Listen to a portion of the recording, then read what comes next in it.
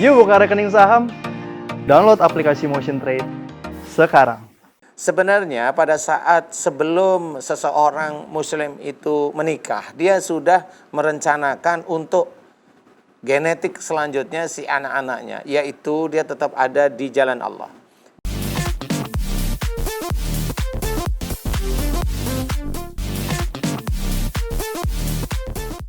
Bismillahirrahmanirrahim. Assalamualaikum warahmatullahi wabarakatuh. Waalaikumsalam warahmatullahi wabarakatuh. Pemirsa setia Siraman Kolbu dimanapun berada yang sedang menyaksikan acara ini, alhamdulillah nih kita ketemu lagi ya. Gimana kabarnya semua? Mudah-mudahan insya Allah senantiasa dalam keadaan sehat walafiat, Amin. dalam lindungan dan juga hidayah dari Allah Subhanahu Wa Taala. Amin. Allahumma amin. Senang sekali saya Bobi Maulana beserta guru kita semua Pak Ustadz Danu bisa menemani pemirsa semua secara live.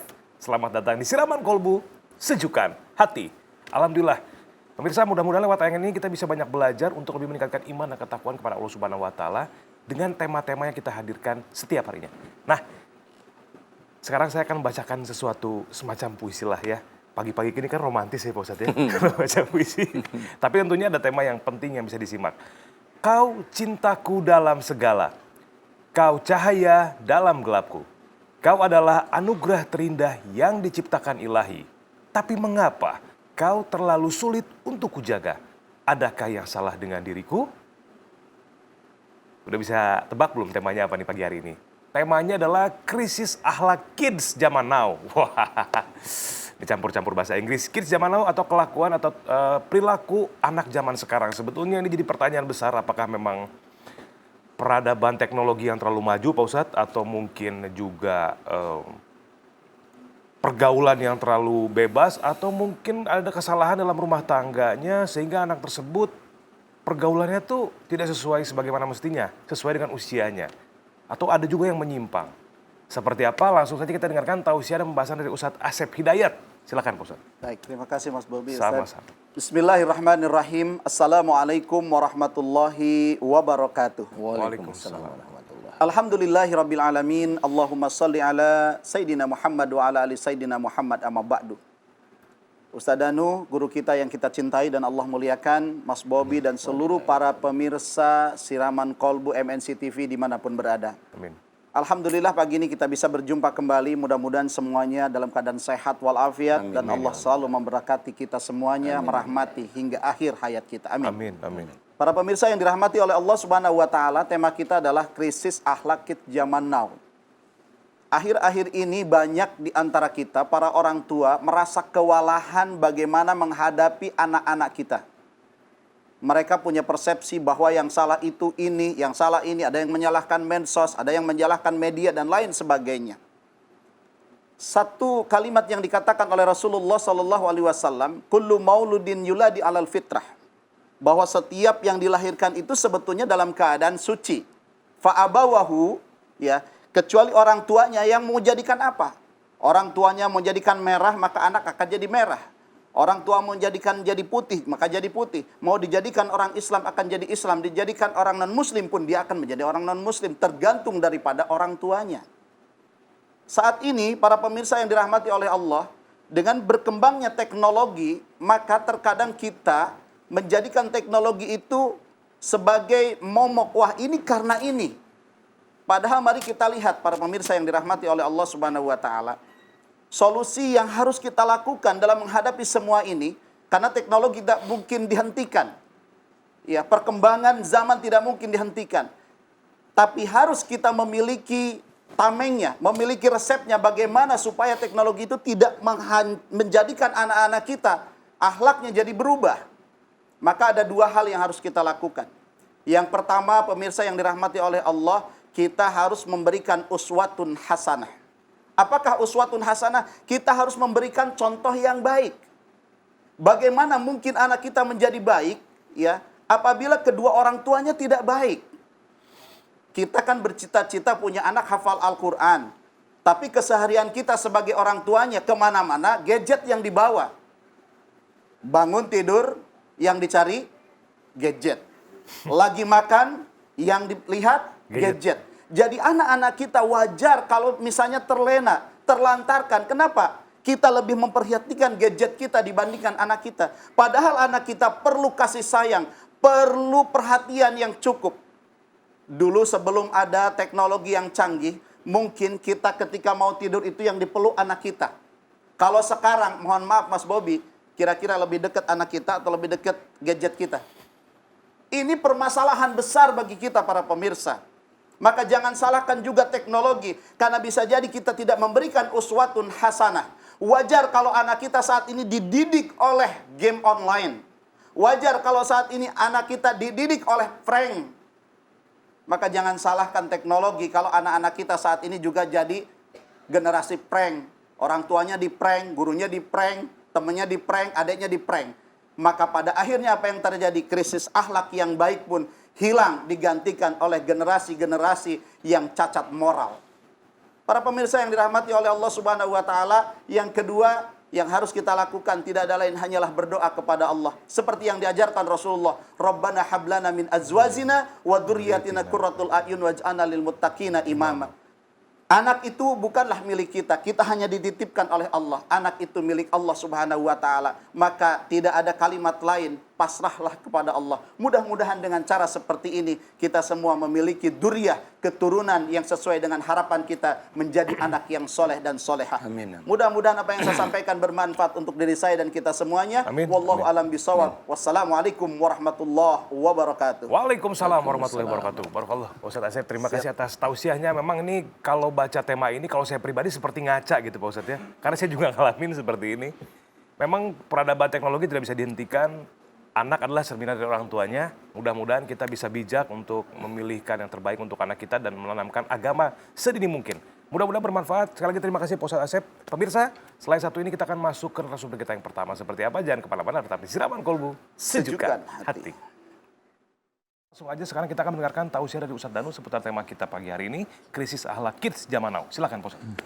Ya, alhamdulillah. Bismillahirrahmanirrahim. Assalamualaikum warahmatullahi wabarakatuh. Waalaikumsalam warahmatullahi Amin ya rabbal alamin. Alhamdulillah, mudah-mudahan di pagi hari ini kita diberi kesehatan dan juga hidayah oleh Allah Ta'ala. Amin. Ya Allah. Tema kita sebenarnya tema yang bikin pusing seluruh orang tua di dunia, bukan di Indonesia dan bukan aja orang muslim ya. Krisis akhlak kids zaman now. Jadi intinya adalah betul nanti yang tadi diceritakan oleh Ustadz Asep, bahwasanya seseorang orang tua itu harus memberikan pelajaran kebaikan kepada anaknya. Kalau kita seorang muslim, ya berikanlah pelajaran baik. Ibaratnya kalau tadi Ustadz Asep cerita, kalau kita ingin anak kita itu hafal Quran, ya kita sendiri harus sayang, seneng, cinta, sering membaca Quran. Itu paling tidak seperti itu. Nah, sebenarnya kalau memang kita itu memberikan pelajaran kebaikan pada anak kita itu sebenarnya tidak hanya pada saat kita diberi oleh Allah Ta'ala anak. Bukan seperti itu. Maksud saya tidak salah, tetapi sebenarnya pada saat sebelum seseorang muslim itu menikah, dia sudah merencanakan untuk genetik selanjutnya si anak-anaknya, yaitu dia tetap ada di jalan Allah. Dia belajar untuk menjadi seorang yang soleh atau solehah di hadapan Allah Ta'ala. Seorang laki-laki ya laki-laki beneran. Kalau umpamanya wanita ya wanita beneran. Jadi benar-benar berusaha untuk menjadi seorang yang soleh atau solehah di hadapan Allah. Nah, kalau memang sudah terjadi pernikahan, baru di situ berjanji kepada Allah Ta'ala dengan istrinya atau dengan suaminya. Kalau nanti diberi oleh Allah Ta'ala dalam kehamilan itu anak laki atau perempuan, diterima aja karena Allah. Karena kadang-kadang seseorang itu punya anak di kandungan itu mamanya perempuan, bapaknya protes terus. Saya sebenarnya pengen anak laki-laki. Cerita ke sana sebenarnya saya pengen anak laki-laki. Padahal anaknya perempuan. Suatu ketika lahir sudah dewasa, anaknya pakai baju dilinting segini ya, tatoan, kemudian bros rambutnya. Jangan salahkan Allah seperti itu. Dan si anak juga tidak boleh, saya terlahir perempuan, kenapa saya seperti laki-laki? Tidak boleh. Nggak taunya itu yang keliru orang tuanya. Karena sejak hamilnya si istrinya dulu, si bapaknya pengen sekali anak laki-laki. Ya sudah, akhirnya atas izin Allah masuklah sifat-sifat laki-laki itu pada anak perempuan. Jadi jangan menyalahkan Allah. Hari ini saya ngajak. Sama seperti orang laki-laki yang kemudian dia melambai. Karena pengen Jangan salahkan Allah, saya katakan. Karena nggak ngerti sebenarnya. Saya memberikan ilmu sekarang bahwa pada saat kandungannya itu laki-laki, ibunya pengen anak perempuan. Itu satu.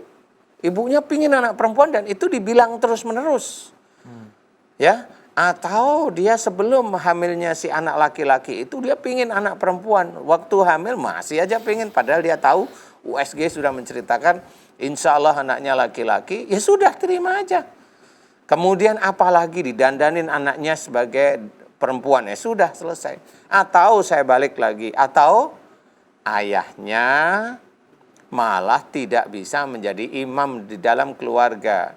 Sehingga semuanya diserahkan pada ibunya. Akhirnya anaknya laki-laki, tetapi karena ayahnya tidak bisa menjadi imam, masuklah makhluk tertentu dengan jiwa perempuan. Sehingga anaknya tersebut menjadi laki-laki tubuhnya, tapi jiwa dan hatinya perempuan. Untuk mengingatkan ayahnya itu maksudnya? Untuk mengingatkan ayahnya harus menjadi seorang imam. Nah ini saya ceritakan kenapa jangan menyalahkan Allah. Ingat, nah kalau sudah terjadi ayo kembali pada Allah. Itu tidak bisa diapa-apain, kembali pada Allah. Mohon ampun karena genetik itu ada di hati, pikiran dan tubuh. Mohon agar kesalahan dan dosa yang dulu dimohonkan agar diampuni oleh Allah Ta'ala. Nah, di sini termasuk modernisasi, termasuk ada gadget, banyak sekali. Dan itu adalah ujian bagi semua manusia, termasuk kita sebagai seorang muslim. Jadi itu ujian dari Allah Ta'ala tentang ilmu pengetahuan. Ilmu pengetahuan itu hadir di dunia atas izin Allah. Jadi tidak bisa kita menyalahkan ilmu pengetahuan. Hanya untuk menginginkan bahwa saya itu orang yang muslim, saya orang yang taat pada Allah Ta'ala. Bohong. Terima aja semua ujian itu, ikhlas karena Allah Ta'ala. Kalau ada kekurangan kita berubah, mohon ampun, tobat. Kekurangan pada anak-anak, ayo kita berubah. Anak kita kasih sesuatu yang terbaik, yang tetap dekat sama Allah Ta'ala, dekat dengan keluarganya. Jangan asal cut, jangan asal begini. Nanti anak kita akan menentang.